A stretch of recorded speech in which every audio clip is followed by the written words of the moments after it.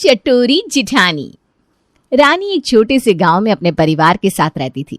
उसके परिवार में सब लोग अच्छे थे। उसकी नई नई शादी हुई थी। रानी को खाने पीने का बड़ा ही शौक था, लेकिन उसे खुद कुछ भी बनाना नहीं आता था। जब भी उसका पति काम के लिए शहर जाता, तब याद से उसके लिए कुछ न कुछ खाने के लिए लेकर आता। अपनी नई बहू के लिए उसकी सास भी अपने हाथों से अच्छे अच्छे पकवान बनाती थी। लेकिन रानी की एक बुरी आदत थी, जो सामने आए वो उंगलियां चाट चाट कर खाती थी।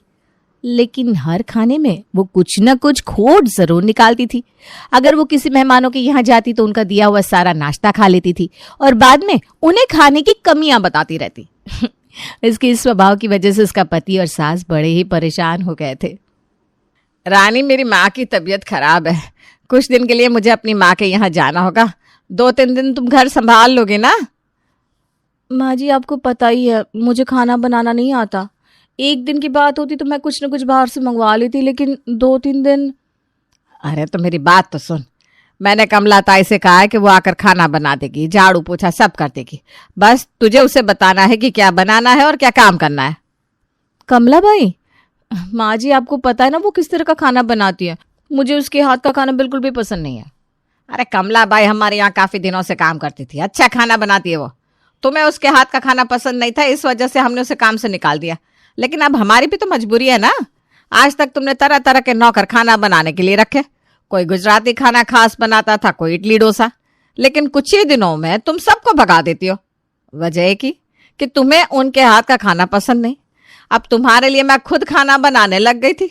अरे सबकी छोड़ो, तुम्हें मेरे हाथ का भी खाना पसंद नहीं। मुझे भी कितनी सलाह देती हो तुम। माँ जी ये ना करो, माँ जी वो ना करो, ये ना करो, वो ना करो। देखो मुझे ना मेरी माँ के यहाँ जाना है और कमला बाई जो भी बनाए तुम्हें चुपचाप खाना होगा, वरना तुम खुद खाना बना लो। इतना सुनाने की जरूरत नहीं है माँ जी। मैं आपको अपनी माँ की तरह मानती हूँ, इस वजह से आपको खाना बनाने के लिए कहती हूँ। आपके हाथ का बना खाना खाकर मुझे मेरी माँ की याद आती है। क्या सच में तुम्हें मेरे हाथ का खाना खाकर तुम्हारी माँ की याद आती है? मैं वाकई में इतना अच्छा खाना बनाती हूँ?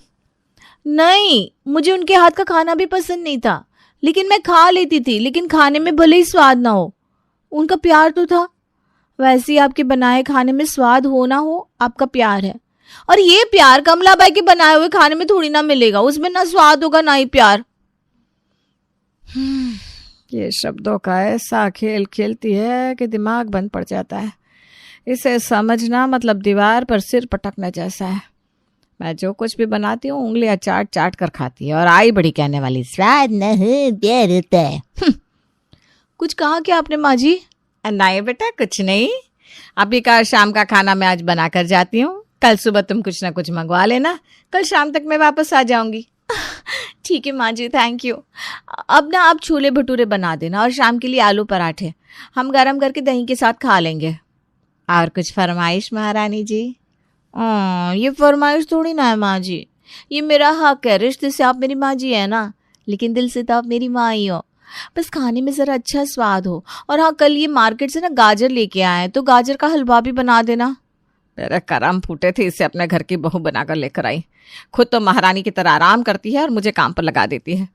हे भगवान, ऐसी बहू किसी को भी मत देना, चटोरी कहीं की। माँ जी, शायद तला हुआ खाकर आपकी आवाज़ ख़राब हो गई है। आप जो बोल रही हैं मुझे कुछ भी सुनाई नहीं देता। आज आप छोले भटूरे बनाओगे ना, तो वो सब मेरे लिए रखो। आप अपने लिए शाही खिचड़ी बना लेना, नहीं तो